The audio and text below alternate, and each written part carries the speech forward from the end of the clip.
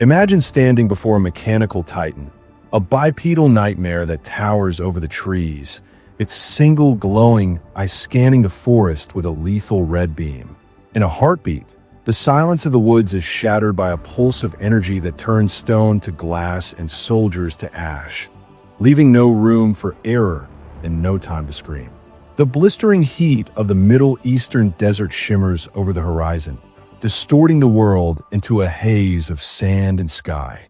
A heavy U.S. Army engineering convoy rumbles across the dunes, the engines straining against the fine grit.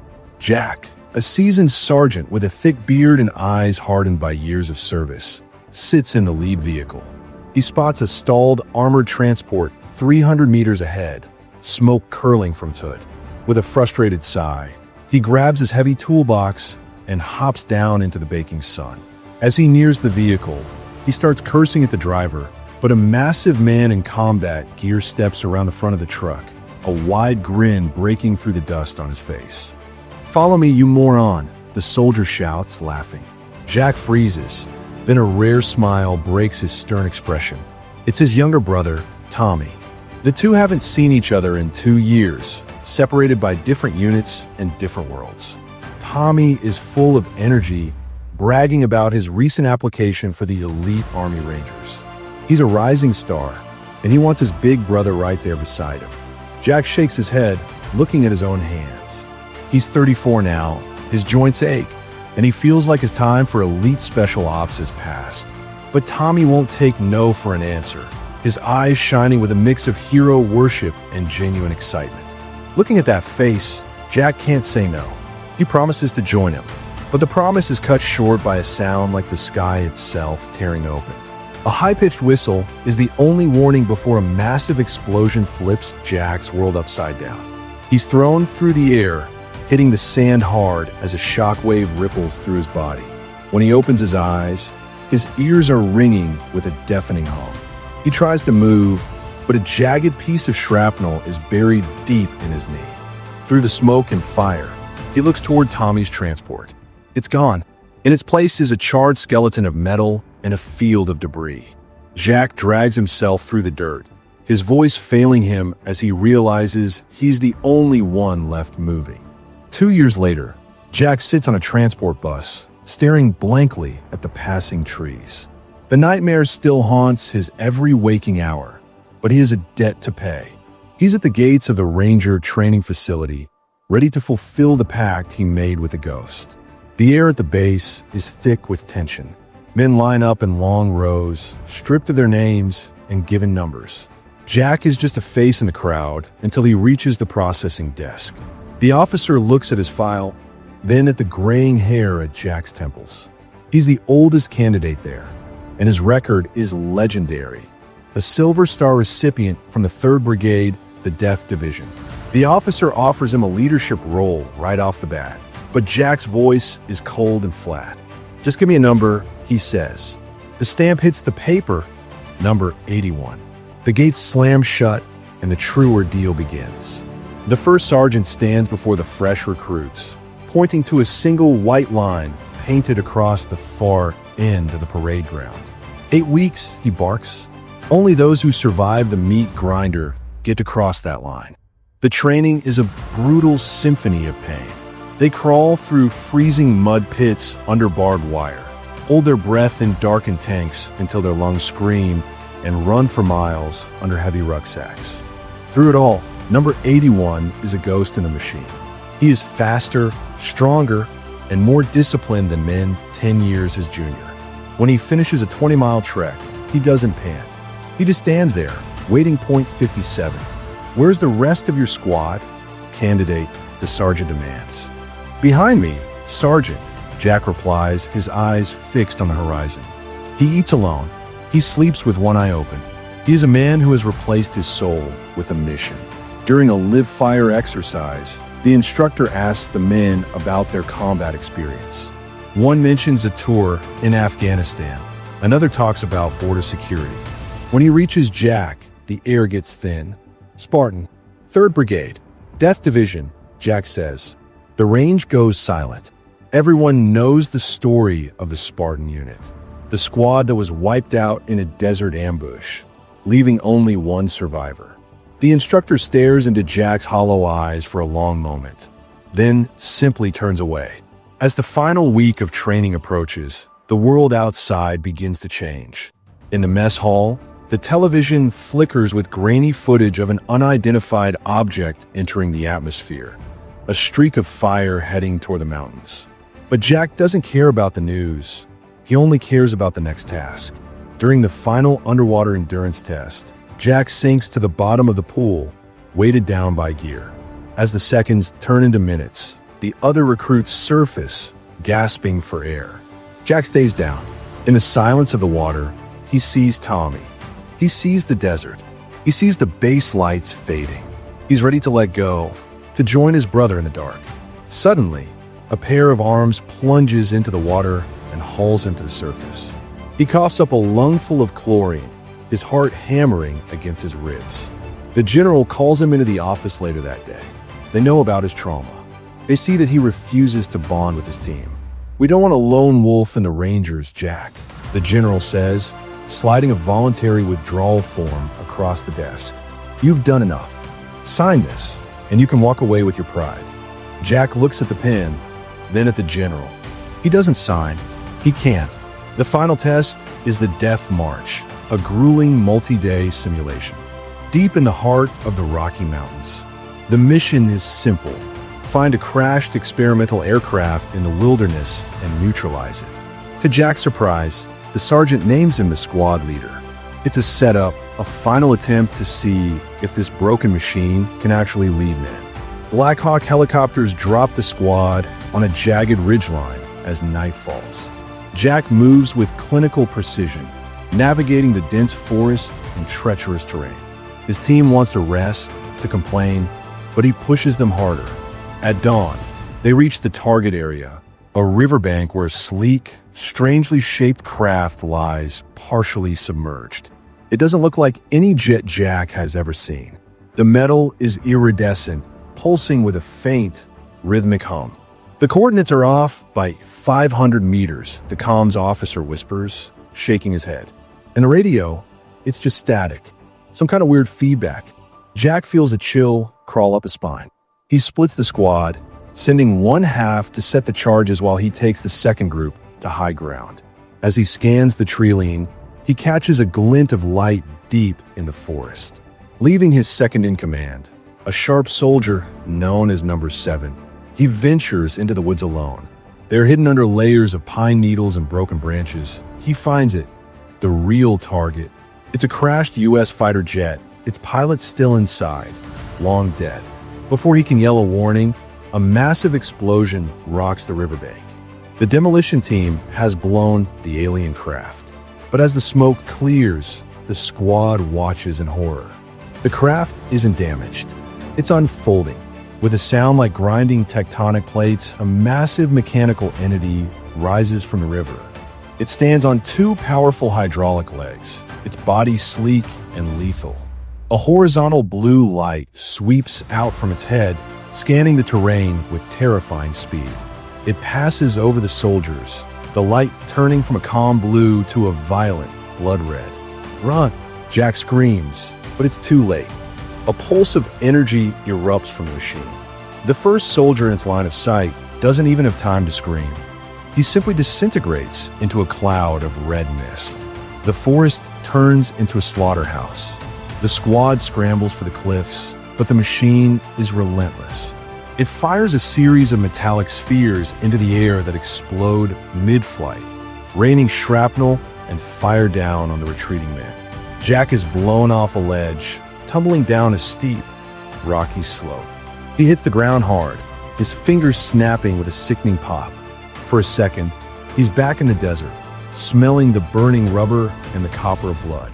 But he forces himself up. He grabs his broken finger and snaps it back into place with a guttural growl. He finds his remaining men huddled against a rock wall, terrified and bleeding. Number 7 has a jagged wound in his leg, the bone peeking through the skin. "I'm going back to the radio," Jack says, his voice a low, steady anchor in the chaos. He scales the cliff, moving like a predator. When he reaches the top, The scene is a graveyard. He finds the comms officer, but the radio and the man have been torn to pieces. In the distance, he sees another survivor trying to crawl away.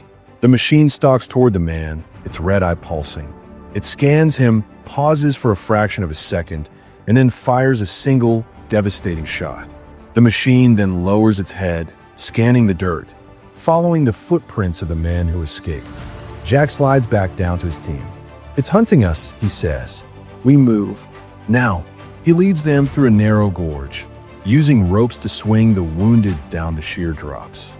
Just as they reach the valley floor, the compasses in their kits begin to spin wildly. The air hums with static. Jack looks up to see the machine perched on the cliff above them like a gargoyle. It targets the man holding the rope for the wounded number 7. A flash of red, and the soldier vanishes in a fireball. The squad breaks into a frantic run as the machine deploys a mortar-like rack on its back, launching dozens of small, rolling mines that bounce through the underbrush. They sprint toward a roaring river, their only hope for escape. Jack directs the engineering of a makeshift zip line using high-tension ropes. He dives into the icy, churning water first, fighting the current that threatens to pull him under. He's swept away, disappearing beneath a white-capped wave. The team watches in despair, thinking their leader is gone. A mud-streaked hand grips a rock on the far bank. Jack hauls himself up, gasping, and secures the line. One by one, the soldiers cross. Number 7 is halfway across when a knot on his stretcher snags. He hangs suspended over the raging rapids. At that moment, the mechanical whistle screams through the trees again. The machine has arrived.